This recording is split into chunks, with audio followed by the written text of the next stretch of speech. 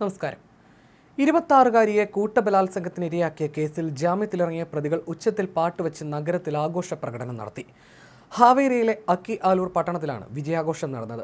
നഗരത്തിലെ റോഡുകളിൽ നടന്ന ആഘോഷത്തിൽ ബൈക്കുകളുടെയും കാറുകളുടെയും സംഘം പ്രതികളെ അനുഗമിച്ചു. പുഞ്ചിരിച്ചും വിജയചിഹ്നങ്ങൾ കാണിച്ചുമായിരുന്നു പ്രതികളുടെ ആഘോഷം.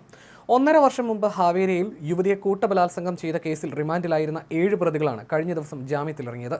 എന്നാൽ ജാമ്യത്തിലിറങ്ങിയ പ്രതികൾ കാറുകളുടെയും ബൈക്കുകളുടെയും അകമ്പടിയോടെ റോഡിൽ വിജയാഘോഷം നടത്തുകയായിരുന്നു. ഇതിന്റെ ദൃശ്യങ്ങൾ പുറത്തു വന്നിട്ടുണ്ട്.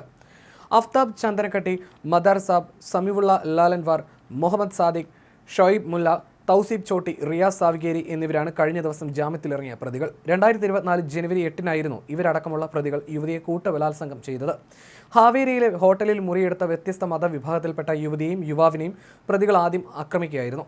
ഹോട്ടൽ മുറിയിലേക്ക് അതിക്രമിച്ച് കയറിയ പ്രതികൾ ഇരുവരെയും മർദ്ദിച്ചു. പിന്നാലെ യുവതിയെ സമീപത്തെ വനമേഖലയിലേക്ക് കൊണ്ടുപോയി കൂട്ടബലാത്സംഗത്തിന് ഇരയാക്കുകയായിരുന്നു.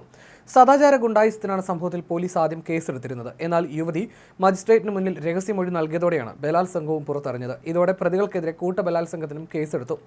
ആകെ 19 പ്രതികളെയാണ് കേസിൽ പോലീസ് അറസ്റ്റ് ചെയ്തിരുന്നത്. ഇതിൽ 12 പ്രതികൾ 10 മാസം മുമ്പ് ജാമ്യത്തിലിറങ്ങി. ഇതിന് പിന്നാലെയാണ് ബാക്കി 7 പ്രതികൾക്കും കേസിൽ ജാമ്യം ലഭിച്ചത്. പ്രധാന പ്രതികളായി കണക്കാക്കപ്പെടുന്ന ബാക്കിയുള്ള 7 പേർക്കാണ് ഏറ്റവും ഒടുവിൽ ജാമ്യം ലഭിച്ചത്. പോലീസ് സ്റ്റേഷനിൽ നടത്തിയ തിരിച്ചറിയൽ പരേഡിൽ യുവതി പ്രതികളെ തിരിച്ചറിഞ്ഞിരുന്നു. എന്നാൽ കോടതിയിൽ നടന്ന നടപടിക്രമങ്ങൾക്കിടെ ഇരയ്ക്ക് പ്രതികളെ തിരിച്ചറിയാൻ സാധിച്ചില്ല. ഇതാണ് പ്രോസിക്യൂഷൻ വാദം ദുർബലമാവുകയും പ്രതികൾക്ക് ജാമ്യം ലഭിക്കാൻ ഇടയാവുകയും ചെയ്തത്.